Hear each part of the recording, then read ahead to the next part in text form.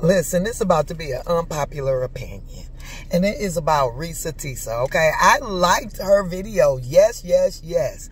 But here comes the unpopular part, okay? Because everybody's saying the same thing. Oh, you know, like, send him to hell. Damn. First of all, let's get to the silver lining of the stuff, okay? I'm not saying that she should have stayed with him, not by any means. Nor am I on his side. No, not at all. But right is right and wrong is wrong, okay? He did lie. He is a habitual liar. You cannot change that. He has no way to stop. He'd open his mouth and he lying, okay? He don't know no better. So, yes, you did right by leaving this man. But when you think back on it, he had more pain than you. And that's just the truth of the matter. Listen, you said he paid your bills. He paid your car note. He did lie about being able to get houses and A, B, C, D, and E. Okay, sounds like if y'all just would have been trying to have a regular life and not trying to move into a $700,000 home, y'all could have had a good life together. He was doing everything that he was supposed to do unless you didn't tell some other stuff he did, okay? He was going to work. He was paying your bills. He did not hit you. He was a liar, and none of us want a liar in our life. That's why I said, yes, you were right to break up with him. I would not be with anybody who's constantly just lying to me. But at the same time, at the end of your story, he was the one with all the pain. You know, like, he was living in his car, so he didn't have anywhere to go. Nobody would take him in, which was 100% his fault for being the person that he is, that no one will help him. 100% his fault. But he had nothing. His home was repoed because you called the people, which he shouldn't have parked in your driveway. He shouldn't have been there. But the police did tell him he could come home. Okay? So, what pain? Outside of the lies, he was homeless. He was really fucked up because he had this bad leg where he couldn't even work anymore. You had all his clothes, all his shoes. What you gonna do with his shoes, girl? What? Nothing. They was gonna go in the garbage, or he was gonna send them in the Goodwill. All his clothes. Listen, if you would have gave him one watch, he probably could have went and got a room, pawned it and went and got a room for himself. Like I said, my opinion is going to be completely 100% unpopular. But right is right and wrong is wrong. And when you look back at it at the end of the day, although he was lying, he made sure your rent was paid, your bills was paid. You said that part. You told us he paid for everything. So your money was pocket money for you, while he was fitting the bills on everything. Again, if y'all would have tried to live a normal life, like, you know, I don't need a $700,000 home. We don't have any children yet. It's just us two. We could get a $200,000 or a $300. Not that I'm thinking small, but I'm saying, don't try to live above your means. You got a good man, I guess. Outside, like I said, outside of the lying, which I myself would have dumped him for the lies. But I wouldn't have taken everything he had. You took his car. You took all his clothes. You took everything, all his watches. You said that he had all this expensive stuff. You didn't have to take him home. You could have packed his shit up and gave it to him so that he could have did what he needed to do to be able to get a hotel, take a shower, get some chicken nuggets on his own.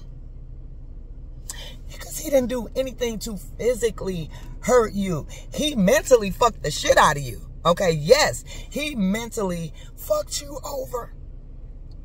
Because I'm sure, it's going to be hard for you to trust another man. But listen, as a person who knows about physical violence and other violence, mental, violence is another thing. Because when your mind fucked up, you fucked up. Okay?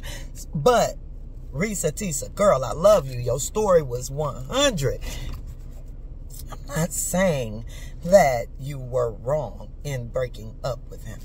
But what I am saying is that the things he did were mental. He lied. You physically hurt him. You took everything. Okay? To the point where he was living on the street because you took his car. He ain't have no car to live in no more. That's all he had after he left you. You still had everything. You still had your home, your car that he was paying for. I know you had to go back to paying for your car, but the break alone on paying my own car note would be like, whoa, thank you.